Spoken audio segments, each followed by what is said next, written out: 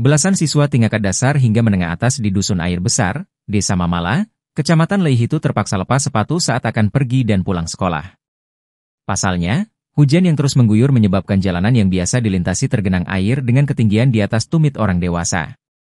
Setiap hari kalau kami keluar dari rumah harus angkat sepatu, nanti kalau sudah lewat baru pakai sepatu lagi, kata Harni, siswa kelas 3 SMA Muhammadiyah Mamala, kepada tribunambon.com, Rabu, 10 Juli 2024. Lanjutnya, jika hujan dengan intensitas tinggi, genangan air pun naik signifikan, sehingga terkadang dia dan teman lainnya memilih tak sekolah.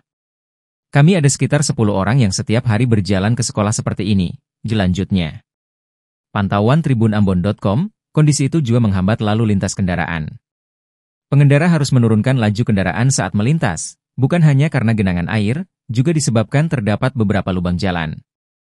Sementara itu, warga setempat berharap, pemerintah membuat drainase sehingga tidak lagi ada genangan air saat hujan. Harus bikin drainase, jalan rusakan juga karena genangan air itu, harap Enal, warga setempat.